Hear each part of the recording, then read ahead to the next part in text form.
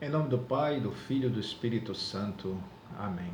A vossa proteção recorremos, Santa Mãe de Deus, não desprezei nossas súplicas e nossa necessidade, mas livrai-nos sempre de todos os perigos, ó Virgem gloriosa e bendita. Amém. Ave Maria, cheia de graça, o Senhor é convosco, bendita sois vós entre as mulheres e bendito é o fruto do vosso ventre, Jesus. Santa Maria, Mãe de Deus, rogai por nós, pecadores, agora e na hora de nossa morte. Amém. O Senhor esteja conosco, Ele está no meio de nós. Proclamação do Evangelho de Jesus Cristo segundo Mateus. Glória a vós, Senhor. Eis como nasceu Jesus Cristo. Maria, sua mãe, estava desposada com José. Antes de coabitarem, aconteceu que ela concebeu por virtude do Espírito Santo. José, seu esposo, que era homem de bem, não querendo difamá-la, resolveu rejeitá-la secretamente. Enquanto assim pensava, eis que um anjo do Senhor lhe apareceu em sonhos e lhe disse: José, filho de Davi, não temas receber Maria por esposa, pois o que nela foi concebido vem do Espírito Santo. Ela dará à luz um filho, a quem porás o nome de Jesus, porque ele salvará seu povo de seus pecados. Tudo isso aconteceu para que se cumprisse o que o Senhor falou pelo profeta. Eis que a virgem conceberá e dará à luz um filho, que se chamará Emanuel, que significa Deus conosco. Despertando, José fez como um anjo do Senhor lhe havia mandado e recebeu em sua casa sua esposa.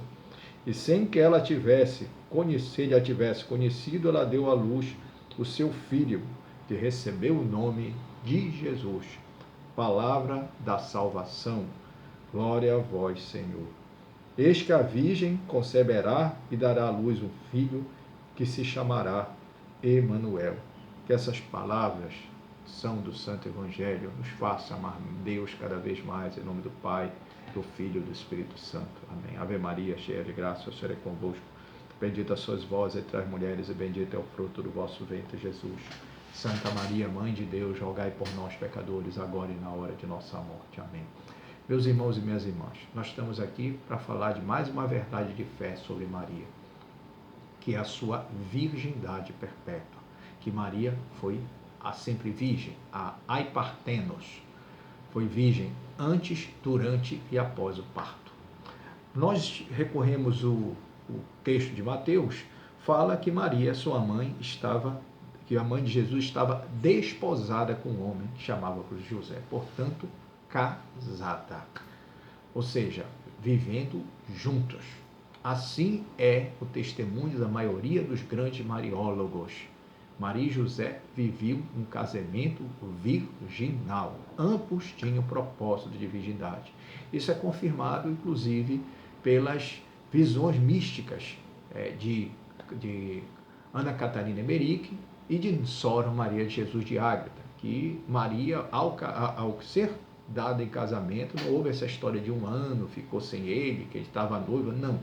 Eles foram viver juntos. Agora, tanto José quanto Maria pretendiam permanecer virgens, tinham um propósito de virgindade.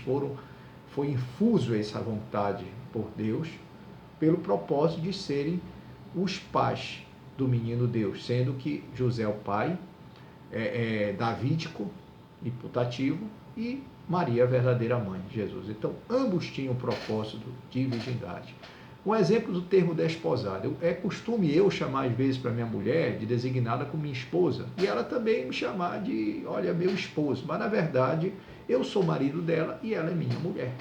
Por quê? Juridicamente a esposa deixa de ser esposa no momento de casamento. A mulher e o marido são esposa e esposa no momento que vai do proclamas até o casamento. No casamento há um desposamento e ambos passam a ser marido e mulher. Este é o termo correto. E quando a Sagrada Escritura fala antes de coabitarem, é coabitar em ato, não é necessariamente estar vivendo em outros ambientes, um longe do outro, não. Coabitar é ter ato sexual. Eles não tinham ato sexual, ambos eram virgens. Foi quando Maria recebeu o anúncio do anjo, que ela conceberia e daria à luz um filho, que se chamaria Jesus. E ela a manifestou imediatamente o seu propósito de virgindade, e o Espírito Santo falou que o Espírito Santo desceria sobre ela e que ela conceberia por esse poder do divino e tudo mais. Ela manteve fechada, ela não revelou para José, deixou que a providência se encarregasse. José, depois que ela voltou da sua visita a Isabel, percebeu o ventre de Maria e resolveu rejeitá-la em segredo, secretamente. Ele ia sair, não ia denunciá-la, ele sabia que o filho não era dele, mas a maioria dos teólogos disse que ele não tinha dúvida da honestidade de Maria. E tinha certeza que ela permanecia virgem. Porém, ele não queria se meter nesse assunto, porque ele não havia sido chamado. Foi quando o anjo realmente esclareceu que o que ele desconfiava no fundo, que ela havia se concebido do Espírito Santo, conforme uma profecia do profeta Isaías, Isaías 7, versículo 14. Né? E ele prontamente passou a cooperar com ela, para ser o guardião daquela família de Nazaré. Até que ela deu à luz ao menino Jesus. O parto virginal de Maria é um parto préternatural. Como é que se explica? Regra geral, fora a concepção de Jesus, todas as demais concepções humanas foram concepções seminais. A única concepção virginal foi a de Jesus. O resto, todas foram seminal. É possível que uma mulher conceba seminalmente sendo virgem? Sim. Já houve muitos casos de jovens que tiveram contato com o esperma do namorado e conceberam virgem, sem ter o canal vaginal, né, violado, certo? Nem por um instrumento, nem por um órgão natural humano. Né? Não houve, já houve casos, comprovadamente. Agora, a regra geral, quando ela vai ter o bebê, tá?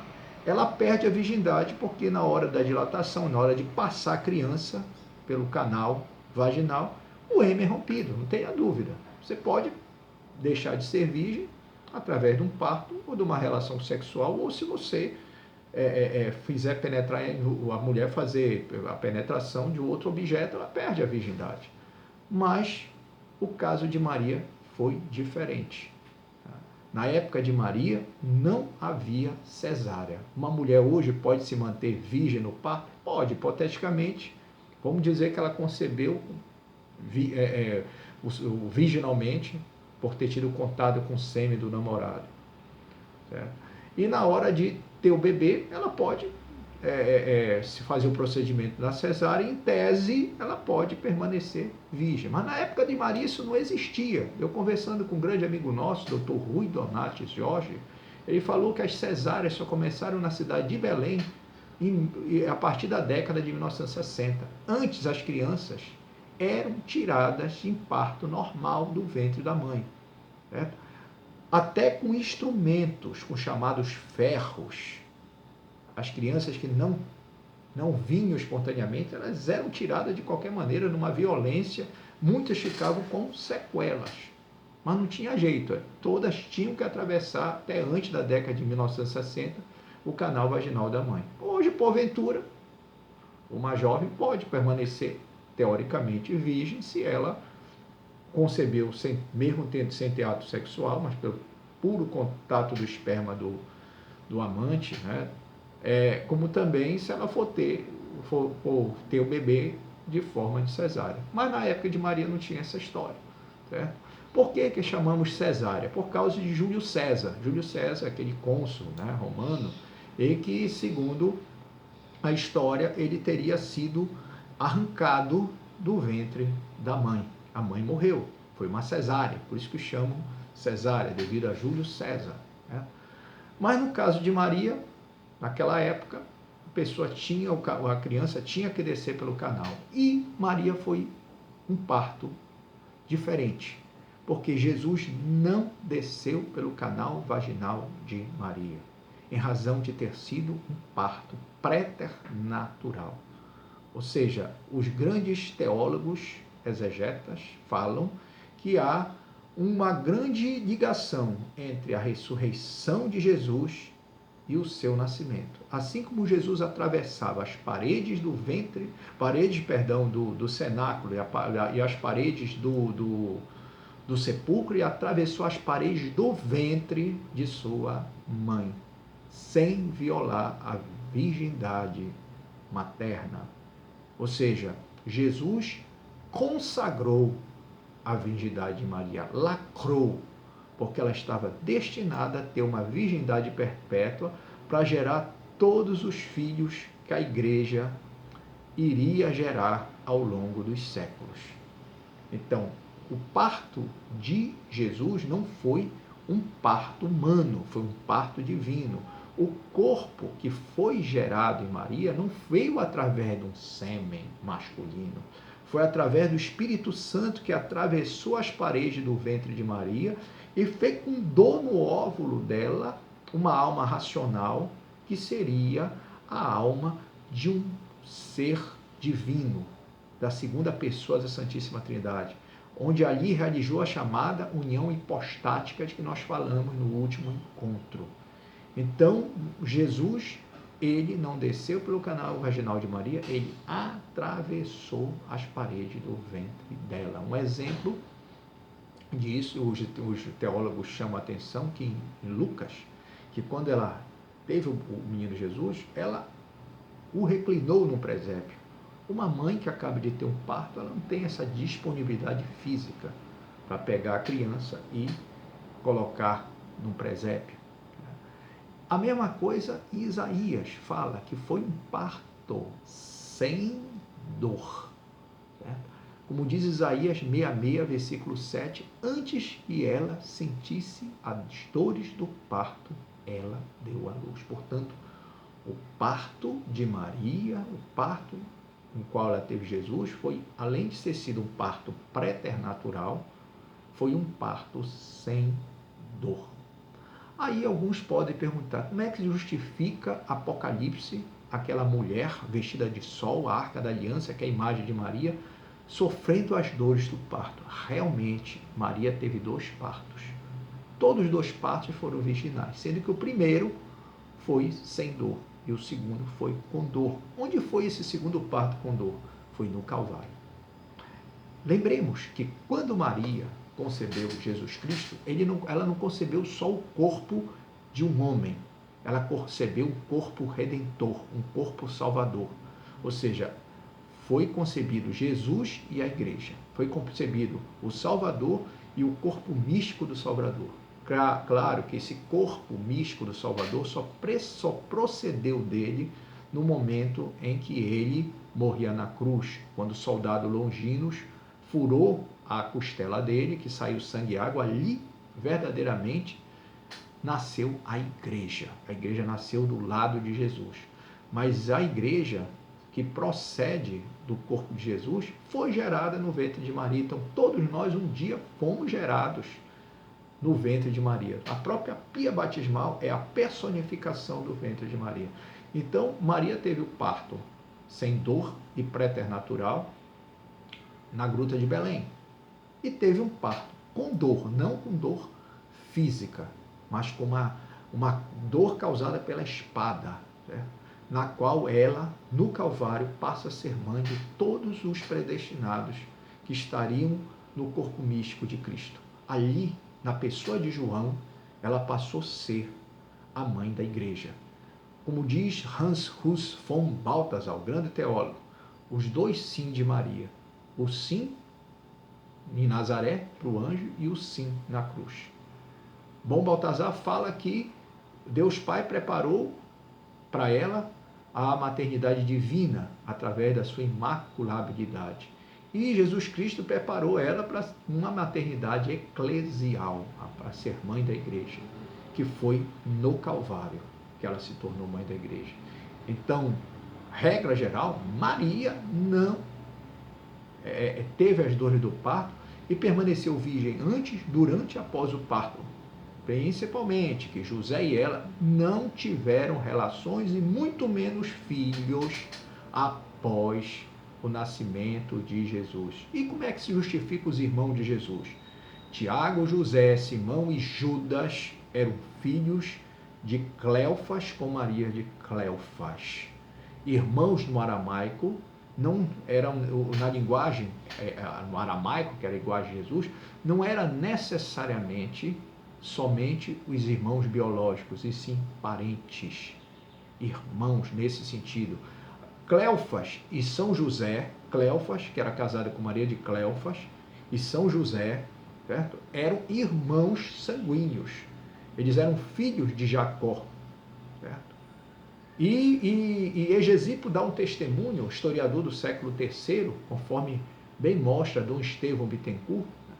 Ele testemunha que quando José morreu, Jesus e Maria foram aparados por Cleofas e Maria de Cleofas. Portanto, Tiago, José, Simão e Judas não eram filhos de Maria, eram apenas irmãos no sentido de parentes de Jesus. Tanto que a Sagrada Escritura não fala Maria e seus outros filhos, e sim Maria e os irmãos de Jesus, não Maria e seus outros filhos. E esta verdade de fé, a virgindade perpétua de Maria, foi devidamente proclamada num concílio, o concílio de Latrão do ano de 649. Latrão é a catedral de Roma, onde está a cátedra do Papa. É a famosa Basílica de São João de Laterano, de Latrão, né? A gente costuma pensar, e eu pensava que a Catedral de Roma fosse a Basílica de São Pedro. Não, a Basílica de São Pedro é onde está a residência papal, mas onde está a Cátedra de Pedro é a Basílica de Latrão. E ali, num concílio do ano de 649, foi deixado bem claro que aquele que não crê na virgindade perpétua de Maria, ele está excomungado automaticamente. Então, meus irmãos, acolhamos este ensinamento, este dogma de fé, esta luz no caminho que a Igreja Católica nos dá, e criamos sempre que Maria foi a sempre virgem, ai partenos, a virgem antes, durante e após o parto. Louvado seja nosso Senhor Jesus Cristo, para sempre seja louvado, e sua mãe Maria Santíssima. Quem é esta que avança como a aurora, formosa como a lua, brilhante como o sol, terrível como exército em ordem de batalha? A minha alma glorifica ao Senhor, e se alegrou meu espírito em Deus, meu Salvador, pois ele viu a pequenez de sua serva. Eis que agora as gerações vão te chamar de bendito. Poderoso fez por mim maravilhas, e santo é seu nome. Seu amor de geração em geração chega a todos que o respeitam. Debochou o poder de seu braço, dispersou os orgulhosos, derrubou os poderosos seus tronos, os humildes exaltou. De bem saciou os famintos e despediu sem nada os ricos. Acolheu Israel, seu servidor, fiel ao seu amor, como havia prometido a nossos pais, em favor de Abraão e de seus filhos para sempre. Glória ao Pai, ao Filho e ao Espírito Santo, como era no princípio, agora e sempre. Amém. Quem é esta que avança como a aurora, formosa como a lua, brilhante como o sol, terrível como exército em ordem de batalha? Ó Maria, concebida sem pecado, rogai por nós que recorremos a vós. Em nome do Pai, e do Filho, e do Espírito Santo.